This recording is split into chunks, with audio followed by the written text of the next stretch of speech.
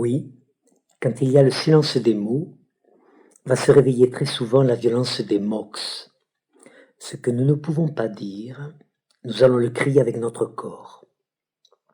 Cela, tonton Freud nous l'avait déjà appris il y a près d'un siècle, en nous rappelant que le véritable traumatisme, la véritable blessure qui pouvait s'inscrire en nous, n'était pas tant dans ce qui s'était passé, mais par le fait que nous n'avions pas pu le dire, le partager, le faire entendre par ceux qui étaient proches de nous.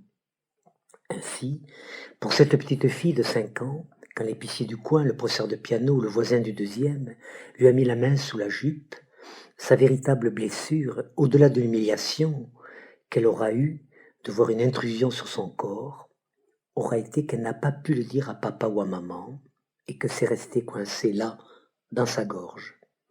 Peut-être fera-t-elle pendant des années des angines à répétition, peut-être même un cancer de la gorge, qui sera sa tentative désespérée de tenter de mettre à jour, de mettre à la lumière ce qu'elle n'a jamais pu dire.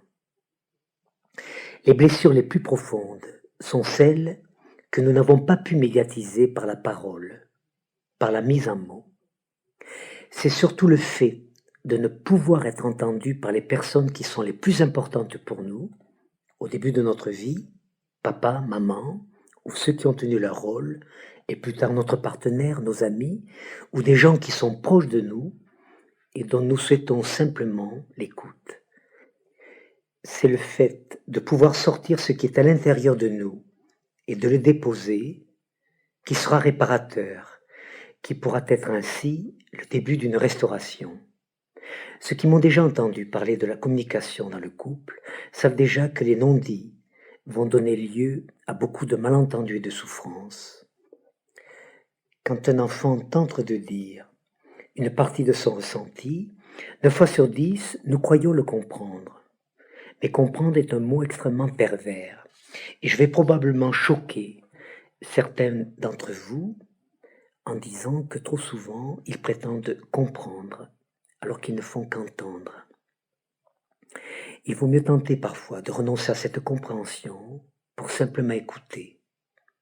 Quand cette petite fille dit « Maman, j'ai peur, il y a des voleurs dans le placard », vous croyez peut-être la comprendre en essayant de la rassurer.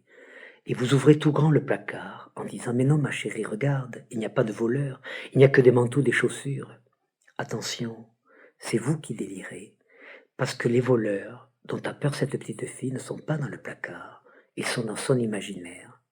Si vous ne permettez pas à cet imaginaire d'être entendu, sa peur va continuer à grossir en elle, à grandir, et cet enfant se débattra dans ses propres angoisses, parce qu'elle n'aura pas pu la déposer à l'extérieur, parce que vous êtes emparé de cette parole pour tenter tout de suite de la rassurer, ou de lui dire qu'elle n'avait vraiment aucune raison d'avoir peur. Lorsqu'un enfant dit qu'il veut mourir, cela angoisse beaucoup les parents, et on lui dit tout de suite qu'il n'est pas question qu'il meure, qu'il n'a que 10 ans, qu'il a toute la vie devant lui. Et on n'entend pas que cet enfant tente de dire qu'il voudrait peut-être aller rejoindre grand-père qui est au ciel, ce grand-père qui est mort il y a 6 mois. On lui a dit qu'il était au ciel, et peut-être que le grand-père d'un de ses copains est mort récemment, et a-t-il envie, à travers cette réactivation, de rejoindre son grand-père, qui était quelqu'un d'important pour lui. Cette difficulté à être entendu est donc à la source de beaucoup de malentendus. Nous vivons dans une société curieuse, dans laquelle il sera très difficile d'être entendu par ceux qui sont les plus proches de nous, par ceux qui sont censés nous aimer. En effet, ils ont d'abord tendance à vouloir nous rassurer plutôt qu'à nous écouter. C'est le petit enfant qui court dans la rue, qui part déjà à la conquête du monde, qui trébuche, qui se cogne le genou, et, en ayant mal, revient vers papa ou maman en disant « Papa, j'ai mal, j'ai mal ». Et le père lui répond « Mais non, ce n'est rien, mon chéri ». Voilà comment commence la folie relationnelle. C'est comme si vous disiez à votre enfant qu'il ne peut pas faire confiance à ce qu'il ressent. C'est comme si vous lui disiez « Moi, je sais ce que tu dois ressentir, tu dois pas avoir mal ». Oui, si nous n'arrivons pas à mettre un mot, nous allons prendre le risque de le crier avec des MAUX, M-A-U-X. Pour moi, toutes les maladies sont des langages symboliques. Je ne vais pas entrer dans le faux débat entre maladies psychologiques ou psychosomatiques, dont on me rabâche les oreilles depuis des années. Maladies organiques, génétiques, fonctionnelles, sont des mots que vous ne m'entendrez pas prononcer. Pour moi, quel que soit l'élément déclencheur, toutes les maladies ont un sens, une origine, et cela, quelle que soit la cause. C'est d'ailleurs un des malentendus de la médecine et de la chirurgie actuelle, qui ont fait des progrès fabuleux, mais qui échouent d'une certaine façon, parce qu'ils savent soigner, mais ne savent pas guérir. Aujourd'hui, on sait très bien soigner les causes et les conséquences de ces causes, mais on ne sait pas guérir, car guérir supposerait qu'on accède au sens. Pour moi donc, toutes les maladies, quel que soit l'élément déclencheur, sont des langages symboliques avec lesquels nous allons tenter de dire ou de ne pas dire ce qui traverse notre vie dans deux directions. Communication horizontale, communication verticale. La communication horizontale, c'est par exemple celle que j'ai aujourd'hui dans mon histoire à moi. Je suis marié avec cette femme, elle me quitte parce qu'elle en aime un autre, ou que ma relation la déçoit. Je suis blessé alors par son départ, et je vais porter une blessure en moi.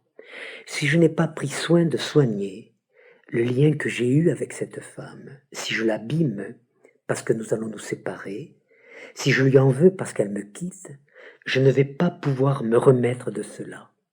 Et dans quelques années, je risque de faire un passage à l'acte somatique qui sera la traduction de cette blessure que j'aurai inscrite à moi dans mon histoire horizontale, parce que j'aurai matraqué, maltraité le lien qui me reliait à cette personne qui était chère pour moi. Cher, ça peut aussi s'écrire C-H-I-R. De cette blessure, je ne me remettrai pas.